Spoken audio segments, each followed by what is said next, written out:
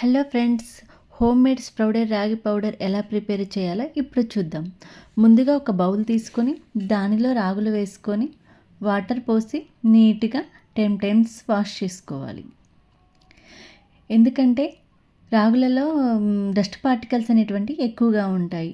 వాటిని ఇలా 10 times clean చేసుకున్న తర్వాత ఓవర్ నైట్ సోక్ చేసుకుంటే మనకి ఇలా కనిపిస్తాయి. చూడండి, వీటిని మళ్ళీ 1 or 2 టైమ్స్ వాష్ చేసుకొని ఒక తుల్లుల గిన్నె తీసుకొని దానిలో ఒక వైట్ క్లాత్ వేసుకొని దానిలో రాగులు వేసుకొని ఇలా చూపించిన విధంగా మూట కట్టుకొని దాని మీద ఒక మూత పెట్టి 2 డేస్ అలా ఉంచుకోవాలి. మధ్యలో వాటర్ చల్లుతూ ఉండాలి. ఇలా చల్లడం వలన స్ప్రౌట్స్ అనేటువంటివి ఈజీగా తొందరగా మనకు వస్తాయి. 2 డేస్ తర్వాత చూడండి ఎంత బాగా మొలకలు వచ్చాయో. ఆ స్ప్రౌటింగ్ చాలా బాగుంది. చూడండి, ఇలా నేను చెప్పిన విధంగా చేస్తే మీకు స్ప్రౌట్స్ చాలా పర్ఫెక్ట్గా వస్తాయి.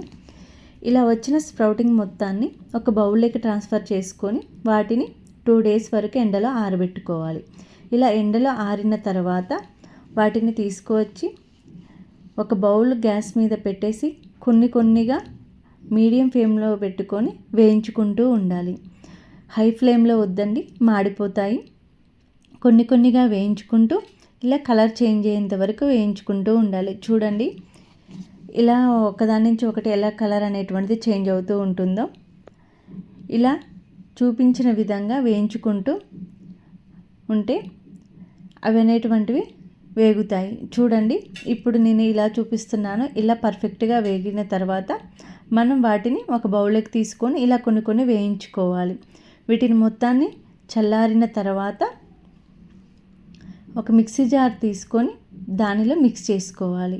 ఇలా మిక్స్ చేసుకొని మెత్తగా పట్టుకోవాలి. ఇలా పట్టుకున్న దానిని మరి చిన్నపిల్లలైతే మనం జల్లించుకోవడం మంచిది. వీటిని ఆరిన తర్వాత ఒక ఎయిర్టైట్ కంటైనర్ బాక్స్లో పెట్టుకుంటే ఇలా 1 మంత్ వరకు స్టోర్ ఉంటుంది. ముందుగా ఒక బౌల్ తీసుకొని దానిలో ఒక గ్లాస్ వాటర్ పోసి హీట్ చేసుకోవాలి. వాటర్ హీట్ అయ్యేలోపు ఇంకొక చిన్న బౌల్ ఒక 3 స్పూన్స్ రాగి పౌడర్ తీసుకొని వాటర్ పోసి కలుపుకొని వాటర్ హీట్ అయిన తర్వాత అందులో వేసుకొని కలుపుతూ ఉండాలి. ఇలా కలుపుతూనే ఉండాలి, ఎందుకంటే అవి అడుగంటకుండాను లోపల అనేటువంటి ఉండలు కట్టకుండా ఉంటాయి. నార్మల్ రాగి పౌడర్తో పోలిస్తే స్ప్రౌడెడ్ రాగి పౌడర్ అనేటువంటిది కన్సిస్టెంట్ అనేటువంటిది దగ్గరికి రాదు, కొంచెం పలచగా ఉంటుంది. నార్మల్ రాగి పౌడర్ అనేటువంటిది గట్టిగా అవుతుంది. చూడండి, ఇప్పుడు నేను చూపించిన విధంగా కన్సిస్టెంట్ అనేది దగ్గరికి వచ్చినాక ఒక బౌల్లోకి తీసుకున్నాక ఎంతో టేస్టీగా ఉండే హోమ్ మేడ్ స్ప్రౌడెడ్ రాగి పౌడర్ రెడీ అయిందండి.